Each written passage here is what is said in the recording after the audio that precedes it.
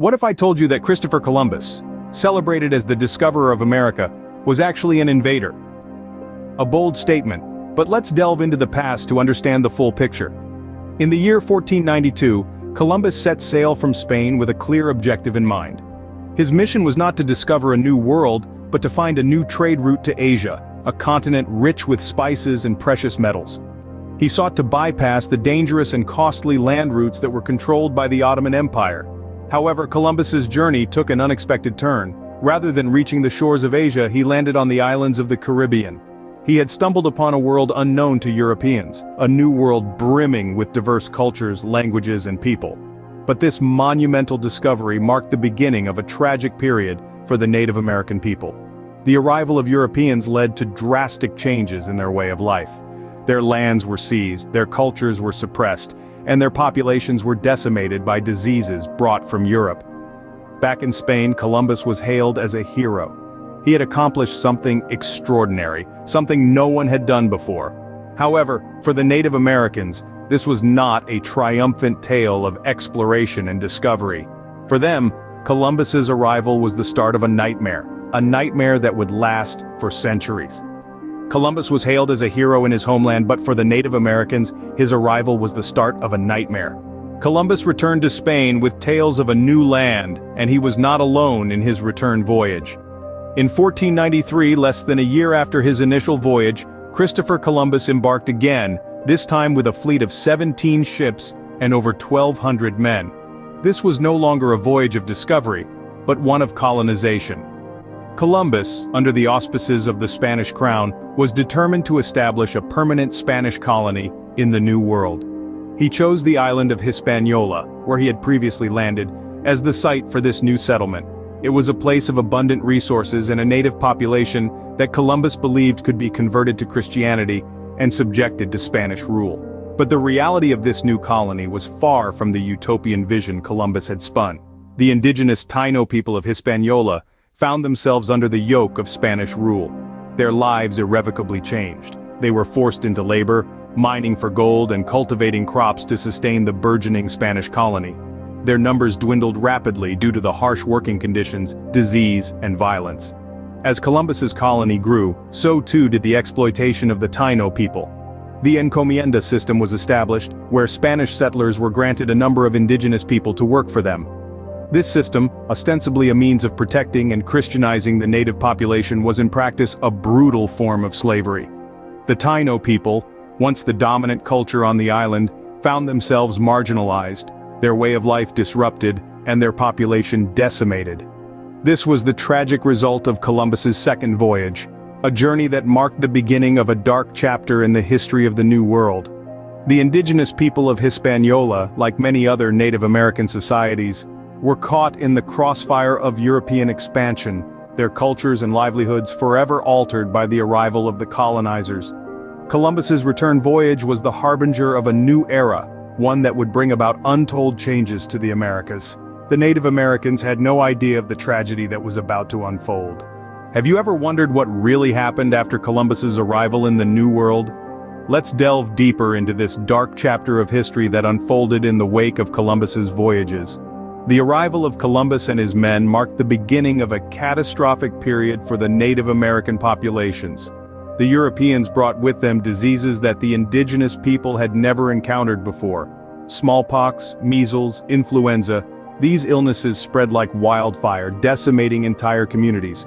Some estimates suggest that up to 90% of the Native American population fell victim to these foreign diseases. But disease was not the only peril the Native Americans faced. Columbus's pursuit of gold and other riches led to a system of forced labor known as the encomienda. Native Americans were subjected to grueling work in mines and plantations, often under incredibly harsh conditions. The brutality of this system led to countless deaths, further reducing the indigenous population. Violence, too, was a common thread in this dark chapter. The Europeans, armed with advanced weaponry and driven by a desire to conquer, did not hesitate to use force against the Native Americans. Battles and massacres were widespread, leading to further loss of life. Columbus and his men played a significant role in these atrocities. Driven by a desire for wealth and power, they showed little regard for the well-being of the native people. Their actions set the stage for centuries of conflict and exploitation. Yet it's important to remember that this period of history is complex. Not all encounters between Europeans and Native Americans were marked by violence and disease.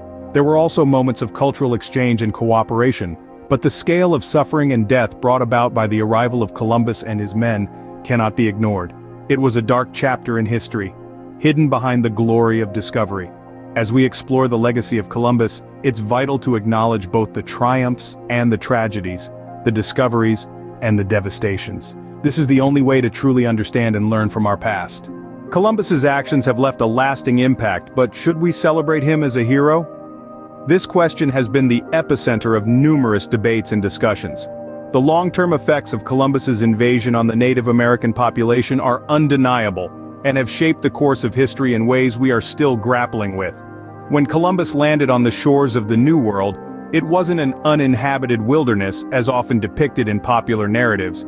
It was a thriving ecosystem home to a myriad of cultures, languages, and civilizations. The Native American population, although diverse and spread across the continent, shared a deep connection with the land and its resources.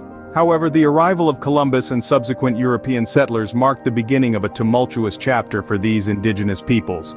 Diseases brought from Europe decimated native populations who had no immunity to these foreign pathogens. This, coupled with violent conflicts and forced labor, led to a staggering decline in their numbers. Today, the echoes of this historical trauma can still be felt in the struggles faced by Native American communities. Poverty, health disparities, and cultural erosion are just a few of the challenges they continue to confront, a stark reminder of a legacy that's far from heroic. This has led to a growing movement to replace Columbus Day, a national holiday commemorating Columbus's arrival in the Americas, with Indigenous Peoples Day. This movement seeks to acknowledge the rich cultural heritage and resilience of Native American communities, rather than celebrating the man who marked the beginning of their centuries-long ordeal. Critics argue that this shift may erase a part of history.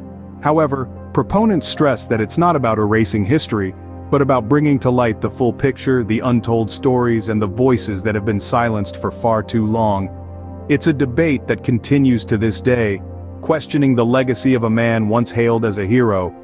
Indeed, it invites us to reflect on our shared history, to question, to learn, and ultimately, to grow as a society. History is often written by the victors, but should we ignore the voices of the vanquished? As we journey through the chronicles of the past, we've explored the discovery of a new world by Christopher Columbus, his triumphant return, the dark chapter that followed, and the contentious legacy he left behind. But throughout this narrative, there's been an undercurrent, a poignant reminder of the immense suffering and the indomitable spirit of the Native Americans whose lives were indelibly marked by these events. In the wake of Columbus's arrival, a once thriving civilization was brought to its knees. The indigenous people who had lived harmoniously with the land were decimated by disease, enslaved, and forced to abandon their way of life. Yet, their story is often overshadowed by tales of discovery and conquest. This, in itself, is a grave injustice. But why should we remember this dark side of history? Why not simply celebrate the discovery and move on? The answer lies in the profound impact these events had on the course of human history. The collision of two worlds led to a global reshuffling of people, cultures, and ideas, for better or worse. And the suffering of the Native Americans is a stark reminder of the price paid for this exchange. Moreover, acknowledging this suffering is not merely about paying homage to those who lost their lives. It's about understanding the complex tapestry of our shared history. It's about recognizing the mistakes of the past to ensure they are not repeated. It's about giving voice to the voiceless, so that their stories are not forgotten. Remembering the past is a responsibility we all share. It's a commitment to truth, a commitment to justice, and a commitment to understanding. It's about honoring the resilience of the Native Americans, who despite everything, continue to persevere, preserving their rich culture and traditions. The story of Christopher Columbus and the Native Americans is more than just a tale of discovery and conquest. It's a tale of survival, resilience, and the indomitable human spirit. It's a tale that reminds us of the complexity of history and the importance of viewing it through multiple lenses. And so, as we delve into history, it is crucial to remember every side of the story, the glory, the discovery, and the pain. After all, history is not just about the victors but also the voices of the vanquished.